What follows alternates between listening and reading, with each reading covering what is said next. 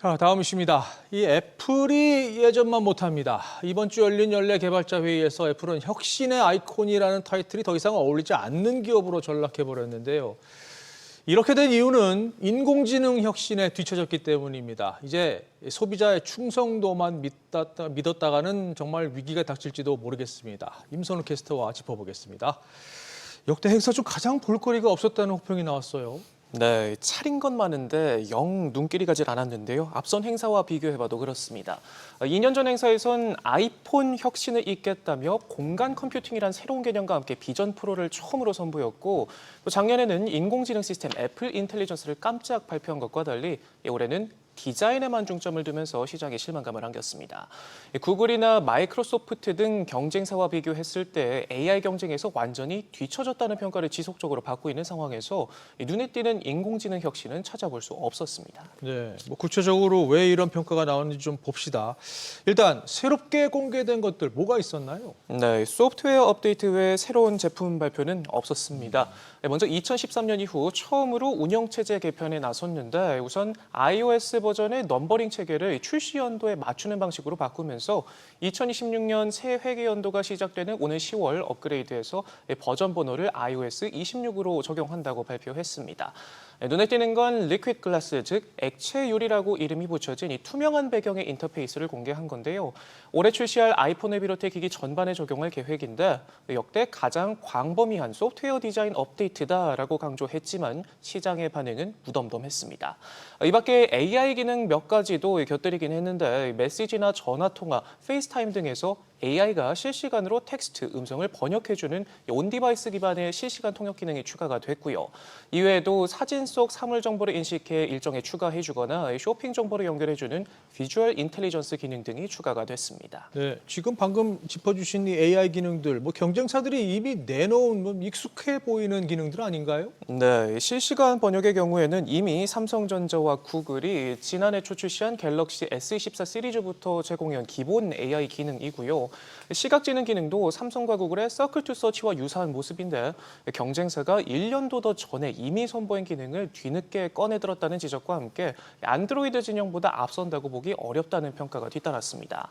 특히 구글이 지난달 개발자 회의에서 텍스트 지시만으로 생생한 영상을 만들어내는 인공지능 VO3를 선보이면서 호평을 받았던 것과 비교된다는 지적이 많았고요.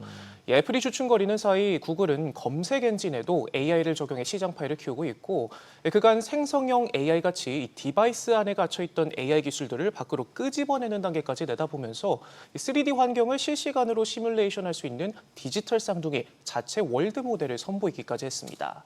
또 인공지능 하면 빼놓을 수 없는 오픈 AI는 이제 하드웨어 시장까지도 넘보고 있는데요. 아이폰의 아버지로 불리는 애플의 전설적인 디자이너 조너선 아이브와 손잡고 직접 경쟁 제품 개발에까지 나서면서 정면 승부를 예고하고 있습니다. 그렇군요. 결과적으로 봤을 때 시장을 선도하던 애플이 이제 따라가는 입장이 된 것 같은데 애플 인텔리전스는 현재 어디에까지 와 있는 건가요? 네, 격차를 좁히기에는 한참 멀리 와 있는 것 같습니다.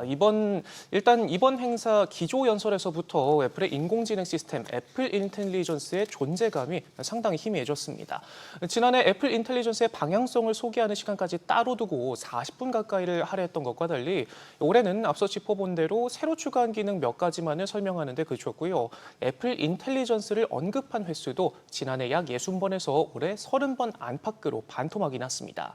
야심작인 만능 비서 시리의 출시 시점도 미지수로 남겼는데 지난 행사 때까지만 해도 이 시리가 이용자의 개인적 맥락까지 파악해서 직접 앱을 조작할 수 있도록 업데이트하겠다 밝혔지만 해당 기능은 아직까지 제공되지 않고 있고요.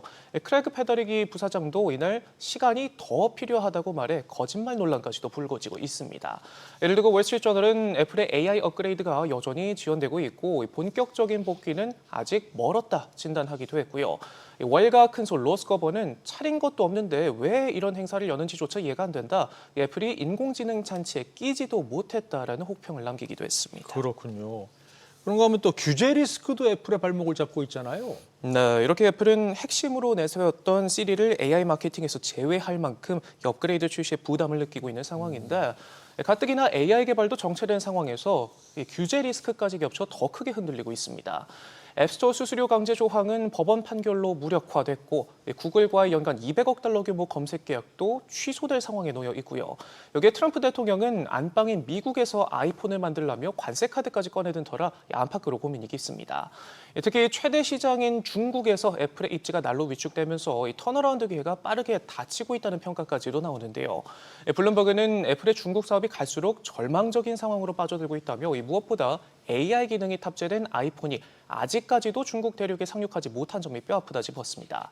또 자체 조사에서 중국 소비자 가운데 다음에 구매할 스마트폰으로 애플 제품을 꼽은 이들의 비중이 21%로 집계되면서 1년 전보다 10%포인트 가깝게 떨어졌고요. 기존의 아이폰 사용자 62%가 애플을 계속 쓰겠다 밝혔는데 이 역시도 1년 전 80%가 넘던 수치에서 크게 떨어졌습니다. 네. 자, 상황이 이러니까 이제 주가도 맥을 못 추고 있는데 월가에서는 이 흐름을 현재 어떻게 보고 있습니까? 네, 이 AI 흐름에 올라타지 못하고 늑장을 부린 애플의 주가 올 들어서만 20% 가까이 빠지면서 7,500억 달러가 증발했고요. 부동의 시총 1위 자리마저 마이크로소프트, 엔비디아에 번갈아 내주면서 체면을 구기고 있는데 월가에서는 애플의 혁신 부재, 높은 밸류에이션 등을 이유로 투자를 피해야 한다는 의견까지도 나오고 있습니다. 알파 스프레드에 따르면 애플의 내재 가치는 152.44달러로 현재보다 약 25% 고평가된 상태인데 니드햄은 애플이 비싸 보이기 시작한다, 펀더멘털 성장의 여풍도 거세다며 이 투자 의견을 매수해서 보류로 낮춰잡았고요.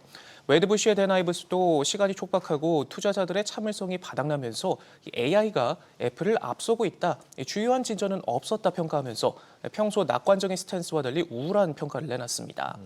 오죽하면 애플은 점점 더 뒤처지고 앞으로 이 소프트웨어 회사보다 아이폰만 찍어내는 하드웨어 회사에 가까워질 것이라는 혹평까지도 나오는데 뒤늦게 투자와 개발에 나서곤 있지만 AI 박차를 놓친 것 아니냐는 우려가 커지고 있는 상황입니다. 네, 알겠습니다. 임선우 캐스터 잘 들었습니다.